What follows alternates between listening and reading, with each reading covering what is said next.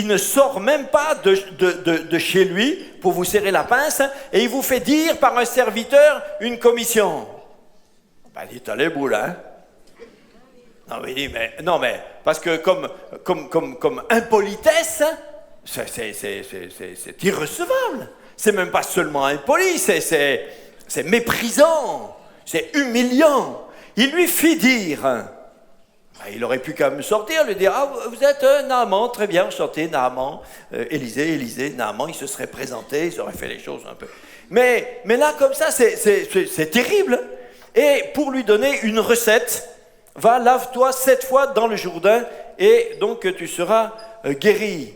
Mais Naaman était très fâché, très vexé.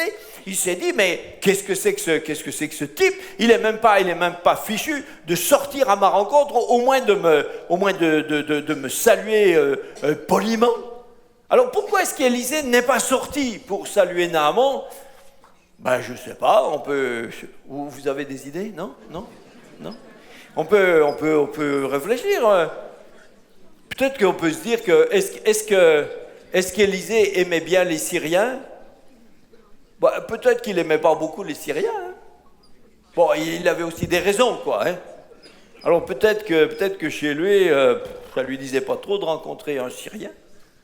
Mais peut-être aussi qu'il a suivi une direction de Dieu, et que Dieu lui a dit, avec lui, c'est comme ça qu'on va faire. Parce que ça a poussé Naaman, comme on va le voir un peu plus loin, ça l'a poussé à chercher un petit peu plus. Et lui dit, va et lave-toi 7 fois dans le Jourdain. Et là, Naaman ne comprenait pas du tout la recette. Parce que si il n'est pas venu de Damas jusque là en Samarie pour prendre un bain. Hein? Il a dit, mais chez moi, j'ai aussi des fleuves, il y a aussi des rivières. D'ailleurs, elles sont bien plus jolies que celle-ci, qui est un peu un filet d'eau. Là, nous, on a des vrais fleuves. Hein? Bon, alors il a dit, mais est-ce que j'ai besoin de me laver? Il croit qu'à quoi, Steve, je sens mauvais ou quoi? Non, il était fâché, hein? Fâché comme tout. Et puis il s'est dit, et puis me prendre un bain. Et en plus, 7 fois. Pourquoi me laver 7 fois? Donc si Élisée lui a dit 7 fois, c'est évident que ce chiffre 7 a une valeur symbolique, hein, et que ce lavage lui-même est symbolique. Hein. Bien sûr, hein, tout le monde sait qu'il ne suffit pas de se tremper dans l'eau, même 7 fois, pour guérir de la lèpre. Hein.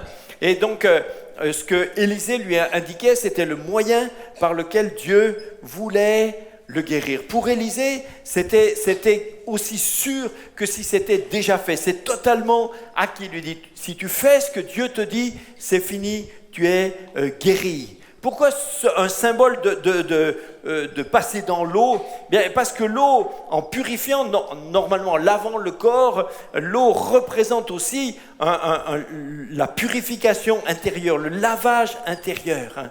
Est-ce que vous savez que nous avons besoin d'être lavés par le Seigneur, par l'eau de la parole de Dieu? Et pas seulement une fois, mais je crois qu'il faut bien 7 fois pour que nous soyons totalement purifiés, totalement lavés intérieurement. Les ravages que cause le mal, la chair, le péché en nous sont extrêmement enracinés en nous. Il faut que Dieu nous purifie, nous lave profondément. Il faut que c'est un bain permanent. Et puis, il faut bien comprendre que dans l'Ancien Testament, comme je vous l'ai dit tout à l'heure, la lèpre n'était pas, en Israël, la lèpre n'était pas considérée comme une maladie. Bien sûr, elle est mortelle, mais elle n'est jamais, dans l'Ancien Testament, elle n'est jamais décrite comme une maladie, elle est décrite comme une impureté. C'est pas pareil. Dans l'Ancien Testament, on ne dit jamais guérir de la lèpre. Hein. On dit être purifié de la lèpre. Hein. Parce que c'est d'abord un problème spirituel. C'est d'abord un manque de purification. Et c'est pour ça que même si quelqu'un, dans l'Ancien Testament, sous la loi de Moïse, quelqu'un n'avait plus tous les symptômes de la lèpre, c'est pas pour autant qu'il était réintégré dans le peuple. Il devait aller chez le sacrificateur, et le sacrificateur devrait offrir un sacrifice qui était le sacrifice de purification. Alors là, la purification est faite, et là maintenant il peut rentrer. Là, on peut le déclarer guéri. Vous comprenez? Donc la lèpre est utilisée dans l'Ancien Testament comme étant le signe d'autre chose. Hein. la lèpre est la marque visible que Dieu déclare pour parler d'un autre problème qui est un autre problème intérieur, qui est le problème du péché. Chaque fois que dans l'Ancien Testament on parle de la lèpre, en réalité, entre les lignes, on est en train de parler du péché. Parce que le péché conduit à la mort. Chacun d'entre nous, si nous mourrons un jour, ce sera à cause du péché. Maintenant, quelques-uns ont peut-être espoir de ne jamais mourir. Il faudrait que vous veniez me parler, je vous expliquerai quelque chose. Mais sinon, chacun d'entre nous, nous savons bien que nous allons tous mourir, parce que tous nous sommes pécheurs. La lèpre est à l'intérieur, elle se voit, le péché à l'intérieur se voit, ne se voit pas, ça c'est très différent chez tout le monde. Vous avez des gens qui portent le péché parce qu'ils, comme écrit sur leur front, parce qu'ils pratiquent des formes de péché qui se voient comme le nez au milieu de la figure. Sont-ils plus pécheurs que les autres? Certainement pas. Parce que d'autres péchés sont tout à fait à l'intérieur, invisibles, et se portent avec une grande dignité. Mais ces formes de péché tueront ceux qui les portent à l'intérieur exactement de la même façon. Parce que la lèpre est de la même manière à l'intérieur. Le péché est une maladie, une impureté mortelle. Donc chaque fois qu'on parle dans l'Ancien Testament, dans la loi de Moïse, on parle de la lèpre, on est en train de dire que l'homme a été frappé par le péché d'une maladie qui le tue, à moins que Dieu n'intervienne. C'est pour ça qu'il y a dans ce texte quelque chose qui nous parle de bien plus fort que juste du cas de Naaman ou de cet épisode-là, mais qui nous parle à chacun d'entre nous pour dire chacun d'entre nous, nous avons besoin d'être purifiés. Si nous ne sommes pas purifiés du péché, alors nous allons mourir dans notre péché, c'est-à-dire mourir éternellement. Nous avons besoin qu'une intervention de Dieu qui ne vient que par la foi, que personne ne peut fabriquer, que personne ne peut produire, que cette intervention de Dieu vienne nous purifier. Et heureusement, nous savons aujourd'hui que c'est en Jésus-Christ qu'est venu le traitement définitif du péché et de la lèpre. C'est en Christ que nous avons par le sang de Jésus qui vient au-dedans de nous la purification de notre péché. C'est pourquoi Jésus dit le soir, quand il a présenté la coupe à ses disciples pendant le dernier repas, il a présenté cette coupe et il a dit « Ceci est le sang, mon sang, c'est le sang de la nouvelle alliance. » Et il a ajouté « Prenez et buvez-en tous. » C'est-à-dire que ce remède doit rentrer à l'intérieur. Ce n'est pas quelque chose qui peut être extérieur. C'est jamais suffisant. Toutes les religions ne soignent que l'apparence, ne soignent que l'extérieur. Mais Jésus a dit, il ne s'agit pas de l'extérieur, il ne s'agit pas du dehors, il s'agit de soigner le dedans. Prenez mon sang et faites-le rentrer au dedans de vous. Alors, le sang de Christ nous purifie du péché qui allait nous tuer. Voilà, c'est de ça que le texte nous parle. Et donc, même dans le Nouveau Testament, tiens, on peut lire Marc 1, j'avais prévu de lire Marc 1,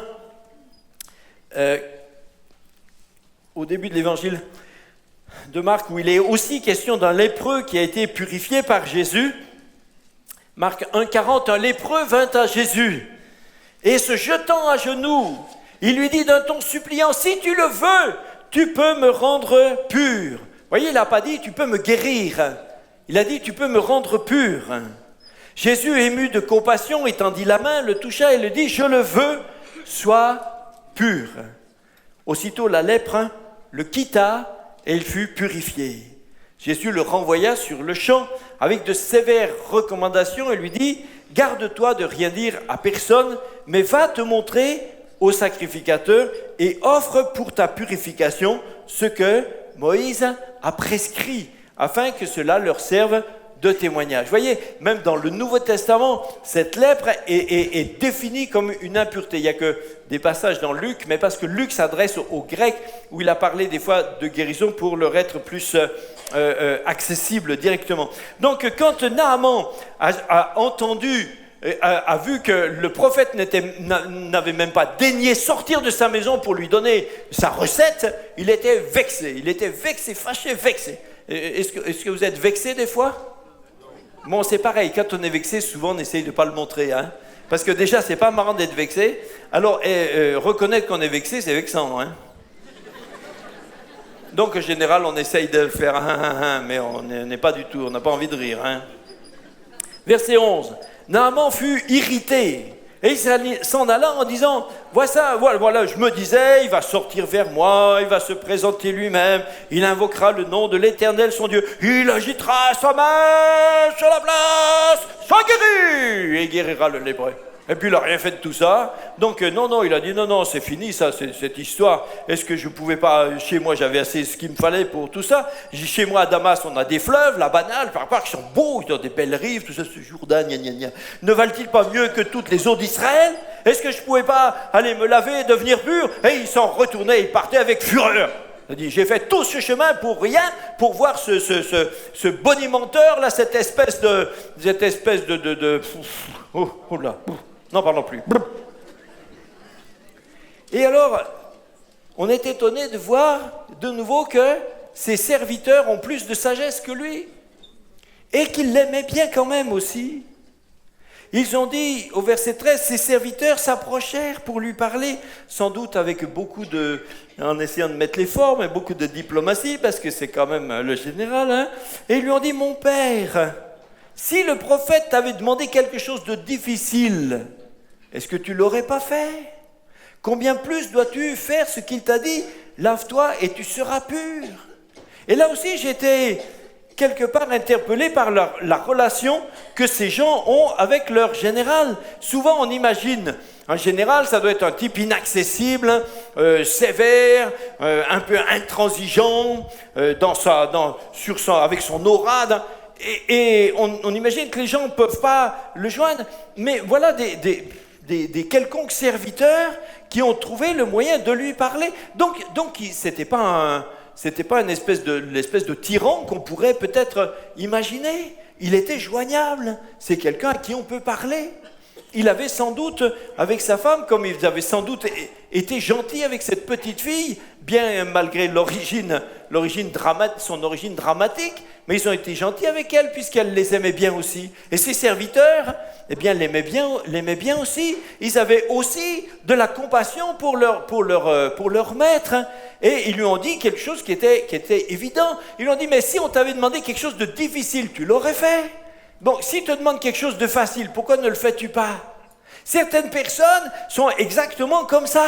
Si on leur dit, Dieu te demande de te repentir et de lui confesser tes péchés, de les abandonner, de venir à Dieu, et tu es sauvé, c'est tout. Il dit, c'est tout? Oui, c'est tout. Ah mais non, ça non. Si on leur dit, alors il faudrait, premièrement, que tu fasses le tour de l'église à genoux, tous les matins. Quand il fait bien froid, bon déjà ça ressemble à quelque chose. Après, on va leur demander des sacrifices financiers, ceci, cela, de faire des trucs. Alors là, ils ont l'impression qu'ils ont vraiment fait quelque chose. Et vous avez des gens qui sont prêts à s'investir dans tout ça, mais quand on leur dit tout simplement, mais et foi dans ce que Dieu te dit. Alors là, non, ils se disent non, ça c'est trop simple. Ah non, c'est trop simple. Alors juste comme ça, on s'adresse à Dieu et puis on est... Non, moi je veux faire quelque chose. Et ça masque l'orgueil de la nature humaine qui n'accepte pas la grâce dont nous parlait le révérend Thibault. Cette grâce imméritée et qu'on reçoit sans mérite. Pourquoi est-ce que Dieu nous purifierait de nos péchés? Mais parce que Dieu nous aime. Tout simplement, pour aucune autre raison. Et nous n'avons évidemment aucun mérite. On n'a même pas des circonstances atténuantes. On peut juste dire qu'on est minable. Mais Dieu dit, mais je savais déjà depuis longtemps, mon petit. Mais il veut nous pardonner quand même. Si on vient à lui de tout notre cœur, bien sûr, il faut venir à Dieu sincèrement. Mais alors à ce moment-là, le Seigneur nous change et nous transforme. Donc ces serviteurs avaient une certaine idée de la grâce. Ils ont dit, mais c'est possible, si ça se trouve, peut-être que Dieu se laisse joindre juste comme ça par grâce. Peut-être que Dieu est accessible pour faire un miracle pour toi sans que tu aies fait quelque chose de significatif. Si c'est ce que Dieu a dit, fais ce que Dieu a dit. Et c'était de la sagesse populaire. Et finalement, Naaman a réfléchi. Il s'est dit, finalement, mes serviteurs, là, pour ce coup, ils n'ont pas dit une bêtise. Et donc, il s'est dit, tiens, c'est peut-être intéressant. Finalement, j'ai fait déjà tout ce chemin, alors autant aller jusqu'au bout. Hein. Alors, ils lui ont dit, combien de plus dois-tu faire ce qu'il t'a dit? Lave-toi, tu seras pur, verset 14. Donc, Naaman descendit alors et se plongea 7 fois dans le Jourdain, selon la parole de l'homme de Dieu. Sa chair redevint comme la chair d'un jeune enfant, et il fut pur. Ça ne devait pas être facile pour lui. Ça ne devait pas être facile. Il est avec ses serviteurs, et il est quand même une personnalité, quoi. Et d'ailleurs, on a vu juste avant que quand on touchait un petit peu à sa dignité, il était facilement vexé. Or maintenant, aller prendre un bain dans une petite rivière devant tous ses employés, c'est un peu gênant quand même, quoi. Hein? Il est allé, les autres le regardaient, les serviteurs faisaient peut-être semblant de regarder ailleurs, tu vois, mais il s'est plongé et il est ressorti, bien sûr, tout dégoulinant. Et il les a regardés d'un coin, non, il regardait. Et il s'est plongé 7 fois, les autres, je pensais, peut-être ils étaient morts de rire. Hein. Bon, discrètement, mais c'est trop drôle quand même. Et lui, il comptait les fois, 2, 3, 4, et quand il est arrivé à 7, il est sorti de l'eau, tout d'un coup, toutes les marques de la lèpre ont disparu. Il voyait sa peau changer, tout redevenait normal. Mais vous imaginez cette scène, et là, personne ne riait plus. Pour tout le monde, c'est incroyable. Ils avaient le sentiment tout d'un coup qu'ils avaient changé de monde, changé de planète. Le ciel s'était ouvert. Tout d'un coup, ils étaient rentrés directement dans le surnaturel. Avec de l'eau courante, de l'eau d'une rivière. Tout d'un coup, une maladie incurable était entièrement partie. Là, c'était quelque chose de grandiose. C'était fantastique. Parce qu'il a fait selon ce qu'on lui avait dit. Il s'est plongé dans l'eau selon la parole de l'homme de Dieu. Vous voyez ici, j'aime bien qu'on ait dit, on n'a pas dit selon la parole d'Élisée, c'est écrit selon la parole de l'homme de Dieu. C'est pas en tant que Monsieur Élisée, il est Monsieur Élisée, il s'appelle Élisée, il s'appelle Victor, Hector, Samuel, il reste un homme. Mais c'est l'homme de Dieu. C'est l'homme en tant qu'homme de Dieu. C'est l'homme de Dieu, c'est celui qui a reçu l'onction de Dieu pour ce qu'il va faire. Et parce qu'il a fait ce que Dieu a dit, à travers cet homme-là, sa chair est redevenue pure comme celle d'un jeune enfant.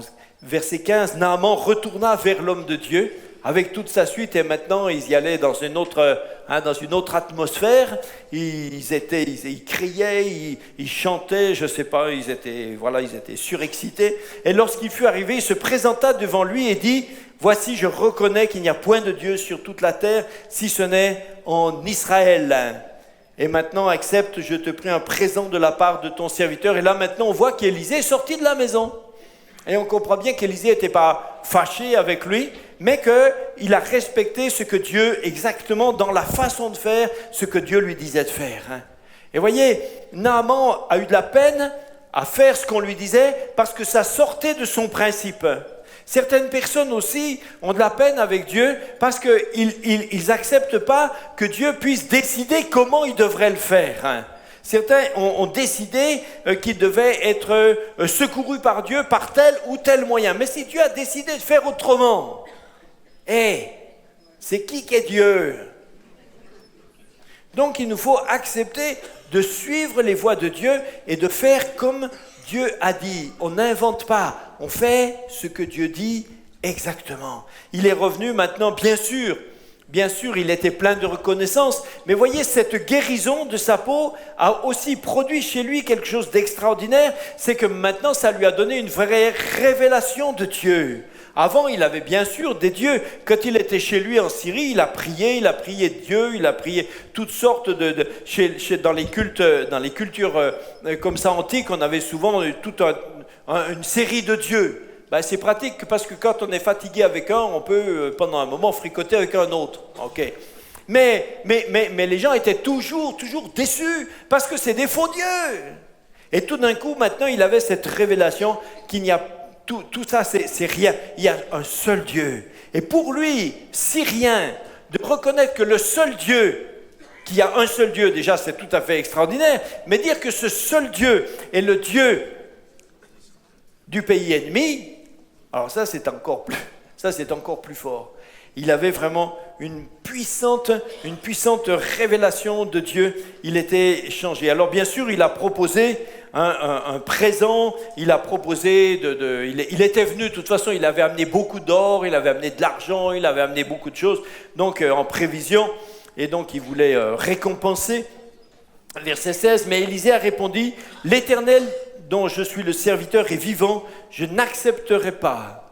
Alors Naaman le pressa encore d'accepter, mais il refusa. Vous voyez, Élisée, très intelligemment, a compris qu'il ne pouvait pas, même par gratitude, même par reconnaissance, même pour en faire quelque chose pour l'œuvre de Dieu, il ne pouvait pas, dans cette situation, il ne pouvait pas recevoir d'argent, parce que s'il l'avait fait, il aurait donné le sentiment à cet homme et à tout le monde qu'on pouvait payer la prière, qu'on pouvait acheter Dieu. Et donc il a dit non, comme Jésus a dit plus tard, vous avez reçu gratuitement, donné gratuitement. Et donc il a refusé. Et pourtant ça pouvait être tentant, parce que avec cet or, Élisée aurait pu se dire, mais avec ça, je peux aussi construire un orphelinat et puis ouvrir une classe de 6e pour l'école Oberlin. Et il aurait pu prévoir beaucoup de choses. Mais l'essentiel, c'était qu'est-ce que Dieu dit. Et Dieu a dit, dans cette circonstance-là, tu ne touches pas à cet argent. Élisée était un type très très fort. Il a dit non. Alors Naaman a dit, puisque tu refuses, permets que l'on donne de la terre à ton serviteur, une charge de 2 mulets, car ton serviteur ne veut plus offrir à d'autres dieux, ni holocauste, ni sacrifice, il n'en offrira qu'à l'Éternel. Cette demande peut paraître un peu bizarre. On se dit, mais pourquoi est-ce qu'il voulait emmener, charger 2 pauvres bêtes avec des sacs de terre pour les ramener en Syrie? Est-ce qu'on n'a pas de la terre en Syrie? Mais c'est logique, dans la culture de l'époque, c'est logique, parce que dans leur culture, on pensait que dans chaque pays, il y a un Dieu qui est le Dieu du pays. Donc, Naaman, avec sa culture de l'époque, même si maintenant il avait découvert qu'il y a un seul Dieu qui est l'Éternel, il disait, pour adorer l'Éternel, il faut adorer l'Éternel sur la terre d'Israël. Et si je suis en Syrie, je ne suis pas sur la terre d'Israël. Donc il a dit, si j'emmène de la terre, je me fais chez moi un petit mètre carré avec de la terre d'Israël. Quand je suis là, je suis sur la terre d'Israël. Vous comprenez la démarche? Donc il a dit, j'emmène de la terre, je me fais un petit mètre carré, hop, et chez moi, à Damas, je suis sur la terre d'Israël. Et là, vraiment, librement, tranquillement, je peux adorer l'Éternel, puisque l'Éternel est le Dieu d'Israël. Voilà. Alors, ça nous fait un peu...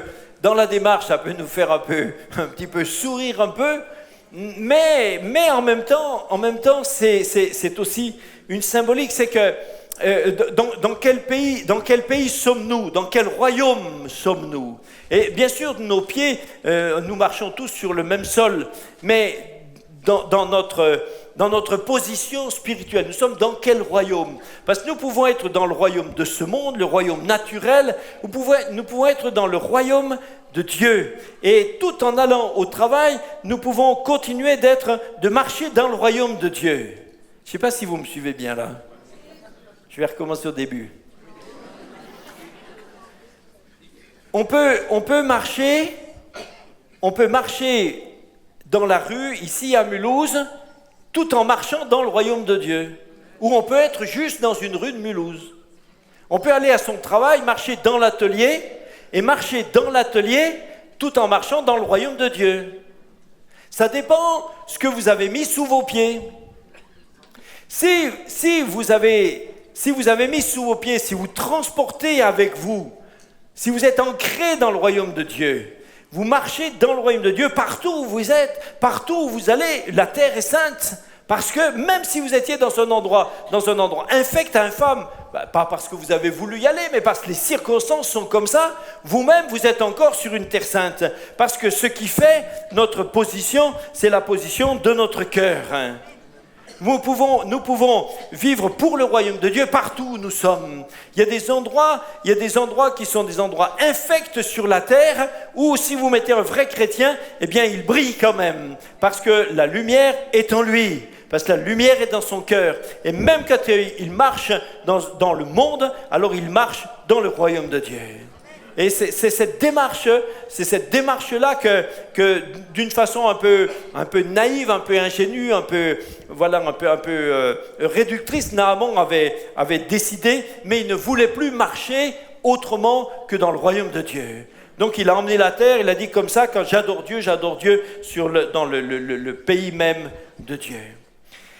Voilà, on verra la suite, parce qu'il y a toute une suite avec Géasi à cette histoire que j'aime beaucoup, mais qu'on verra en détail parce qu'elle est trop importante pour être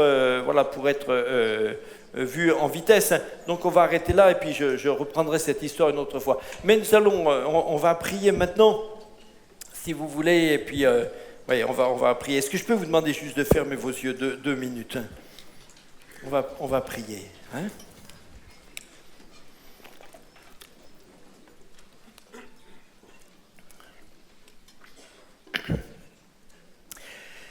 Oui, Seigneur, notre Dieu, nous nous présentons devant toi.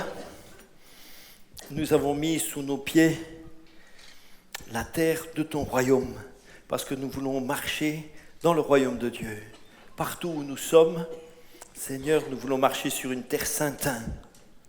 Seigneur, je voudrais te prier pour tous ceux qui, ce soir, ont besoin de cette purification.